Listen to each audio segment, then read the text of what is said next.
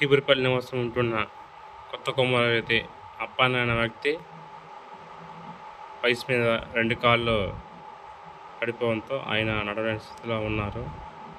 ఆ విషయాన్ని ఆసియా సంస్థ వారికి తెలియజేయడంతో ఈరోజు ఆయనకు ఒక వీల్ చైర్ అందజేయడం జరిగింది.